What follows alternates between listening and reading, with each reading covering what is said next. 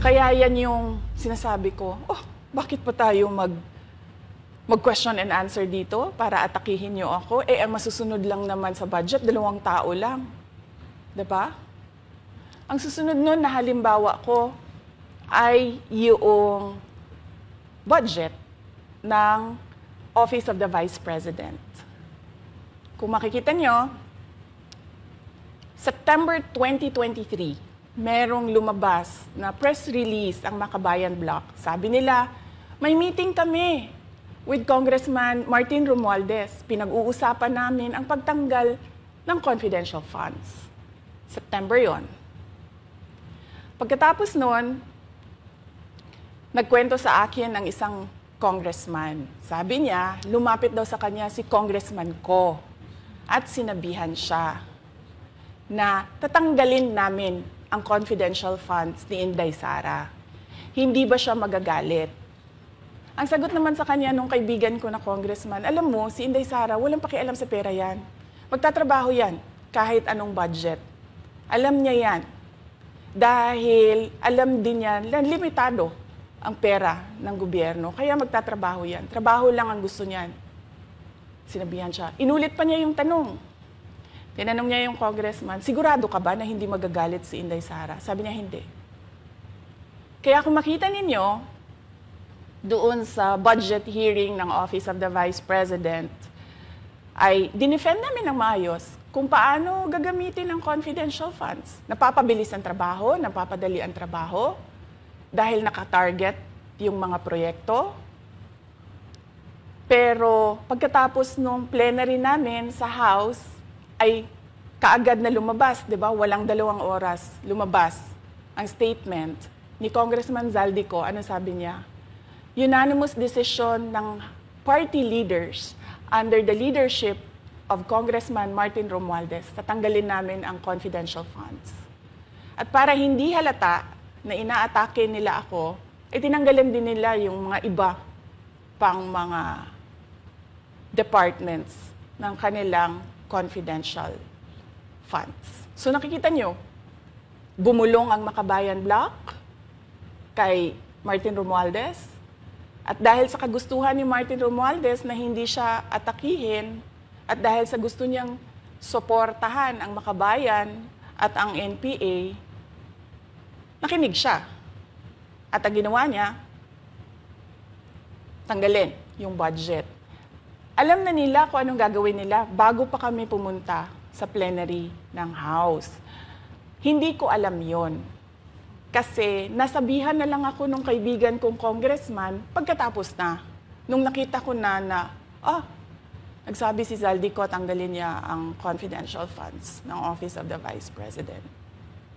So doon ko na lang naintindihan na aatake sila gamit ang confidential funds. Dahil sumunod nun, October, ay merong dated na October na audit memorandum ang Commission on Audit. Tapos meron silang October 3 na audit memorandum ang Commission on Audit. So sunod-sunod yun, makita mo. Naglabas ng press release ang Makabayan, nag-defend kami ng budget namin, nagsalita si Zaldico, lumabas ang mga AOM ng COA, September, October. Kaya yan din yung rason. Nung nakita na namin at na-confirm namin doon sa audit memorandum ng COA na ito na yon, confirmation ng pag-atake. Kasi hindi pa kami confirm doon sa unang tanggalin namin yung confidential funds sa OVP.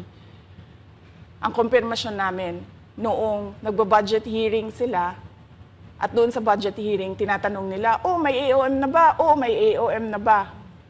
At nakita namin lumabas na. Yun yung confirmation namin na ito yung pag-atake. Kaya nung fourth quarter ng 2023, hindi na ginamit ng Office of the Vice President at ng Department of Education ang confidential funds. Kasi sabi ko sa kanila, kahit gaanong tamang gamit natin dyan, gagawan nila ng mali yan. Bubutasin nila yan at aatakihin tayo gamit ang confidential funds. At ang patutuon nito, kung makita ninyo, noong House hearing, noong August 27, 90% ng mga tanong, confidential funds.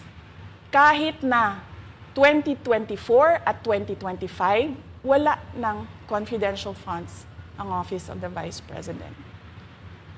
So yan yung explanation ko, mahabang explanation ko. Bakit pa tayo mag-question and answer? Para atakihin ninyo ako? Tapos, alam naman nating lahat. Congressman Zaldico, Congressman Martin Romualdez lang ang nagdidesisyon sa budget ng bayan. Madam Vice President, it seems that there's this great plan against you talaga to destroy you. And speaking of plan, kasi during the budget hearing po, may nagsabi kasi doon ng let's stick to our plan. And you also called that person po. Can you po share about this po? Ano ba tong plan talaga nila during this budget hearing? Oo. Doon sa budget hearing na nangyari noong August 27, nakita nyo na. Meron na silang nakahandang PowerPoint presentation, meron na silang nakahandang audiovisual presentation, meron na silang nakahanda na script na binabasa. At yung isa pa nga na congresswoman na sabi niya, wala akong panahon. Basta mahaba ito. Hindi ko mabasa letter per letter. Pero kung makita mo, may nakahanda siya na mga sagot sa mga sinabi namin sa Commission on Audit. Legal points na sinabi namin sa Commission on Audit. Bakit napakadelikado ng ginagawa na kinukuha ang mga dokumento ng hindi tapos at hindi final na audit. So kung makita mo, ganun yun, nakahanda sila. Makikita natin na let's stick to our plan at atakihin natin ito siya. Walang kinalaman sa kanyang Office of the Vice President 2025 budget proposal, kundi lahat ay may kinalaman sa confidential funds na matagal nang may kaso, 3 pa nga ang kaso sa Supreme Court, matagal nang pinapa-audit nila at nagko-cooperate kami doon sa audit. Kaya makikita ninyo kung ulit-ulitin natin yung nangyari noong House budget hearing noong August 27. Meron silang plano na gamitin yon para siraan ako. At hindi lang sila tumitigil dyan. Kung makita ninyo, ngayon naman nasa DepEd budget sila ng pagsira ng pangalan ko. Kahit wala akong kinalaman doon sa mga observations ng Commission on Audit, sinasabi nila na kasalanan ni Inday Sara yan. At going back po dito sa budget hearing, Madam Vice President, kasi mukhang hindi talaga nagustuhan ng mga kongresista ang inyo pong naging sagot at naglabas nga po sila ng kanilang statement about pa din dito sa confidential fund. And itong si Franz Castro, nagsabi siya dito nga daw ay posibleng ito ay isang impeachable offense. Ano pang reaction niyo dito? Hindi na bago ang usapin ng pag-impeach sa akin.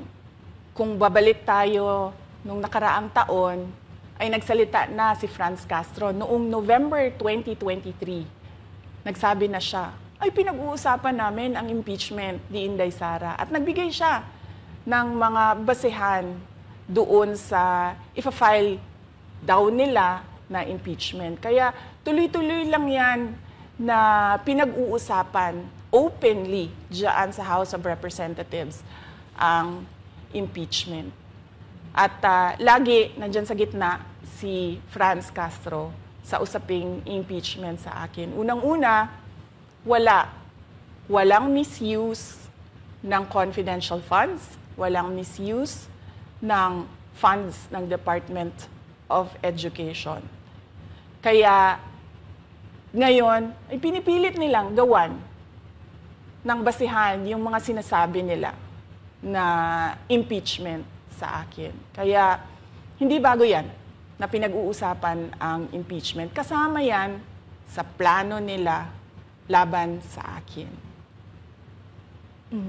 Ma'am, regarding naman po dito, kasi sa plano daw po nila, ay bigyan kayo ng 0 or 1 peso budget ang OVP po. Kung sakaling mangyari po ito, ano ang magiging hakbang po?